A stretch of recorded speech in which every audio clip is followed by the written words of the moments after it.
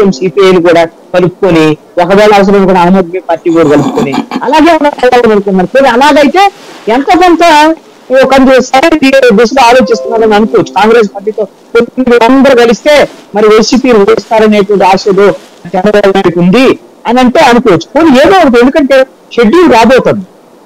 నాకు తెలిసేదే ఫిబ్రవరి 2వ వారంలో ఎన్నికల షెడ్యూల్ వస్తుందని నేను అనుకుంటున్నాను. బీజేపీ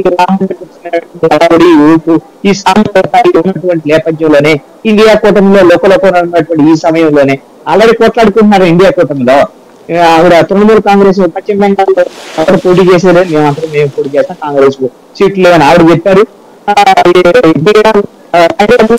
ఎవరికి సీట్లు ఇవ్వట్లేదు, మాకేం పొత్తు లేదు ఇక్కడ అని వాళ్ళు ఆమె పోటీ చెప్పారు.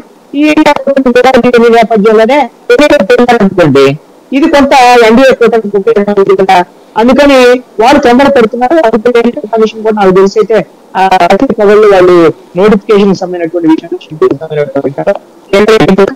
చేస్తుంది అనేటువంటిది ఒక వార్తలు వస్తున్నాయి. నిన్న కూడా ఒక వీడియో కాన్ఫరెన్స్ కూడా జరిగింది ఈ దక్షిణాది రాష్ట్రాలకు సంబంధించినటువంటి దాంట్లో ఎన్నికల ప్రధాన కూడా ఫిబ్రవరి 2వ వారంలో నోటిఫికేషన్ ఇచ్చి నామినేషన్లు అదేవిధంగా ఉపసంహరణ ప్రక్రియ ఇవన్నీ పూర్తి చేసి ఏప్రిల్లో ఆంధ్రప్రదేశ్ సంబంధించిన అసెంబ్లీ దేశవ్యాప్తంగా వివిధ దశల్లో ఏప్రిల్లోనే వివిధ దశల పోలింగ్ పూర్తి చేసి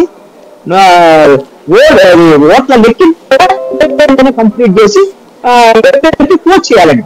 మేకి ఎట్టి పరిస్థితిలో కొనసాగించకుండా ఉండాలంటే దాని మీద ముందుకు కొద్దిగా ఎన్నికలు వస్తున్నాయి అనేటువంటి ఉంటే ఆంధ్రప్రదేశ్ లో అసలు పొత్తుల మీద ఏం తెలియకుండా కాంగ్రెస్ పార్టీ వాళ్ళు హడావుడి చేసేటువంటి పరిస్థితుల్లో తెలుగుదేశం జనసేన ఎక్కడుందో తెలియకుండా, నాయకులు ఎక్కడున్నారో తెలియకుండా మరి ఇలాంటి పరిస్థితుల్లో మరి ప్రజాపక్ష పార్టీ పరిస్థితి ఏమిటో నాకు అర్థం కావట్లేదు.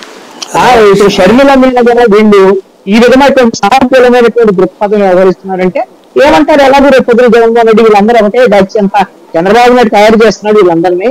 ఇప్పుడు ఆయన ముఖ్యమంత్రి మాట్లాడారు కదా, ఈ రాష్ట్రాన్ని విభజించినటువంటి పార్టీలు జాకీలోసి లేపుతున్నారు చంద్రబాబు నాయుడు తెలుగుదేశం పార్టీని, వాళ్ళే స్టార్ క్యాంపెయినర్గా పనిచేయబోతున్నారు.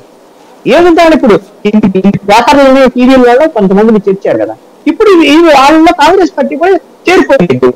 అందరూ చేరినా కానీ ఎక్కువ మంది చేరితే ఏమైంది, 2009 తరహా పని అయింది. 2009లో మహాకూటమి ఏమైపోయింది వల్ల ఆ రోజున వీళ్ళందరూ కలవటం అనేటువంటిది తీవ్రమైనటువంటి వ్యతిరేకత ఏర్పడి అప్పుడు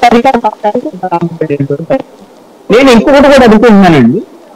ఒక అంశము, ఇప్పుడు కాంగ్రెస్ పార్టీ షర్మిల వచ్చినటువంటి ఈ నేపథ్యంలో ఆంధ్రప్రదేశ్ లో ద్విముఖ పోటీ కాస్త ఒకవేళ త్రిముఖ పోటీగా కూడా మారేటువంటి అవకాశాలు ఉండొచ్చు. అంటే కాంగ్రెస్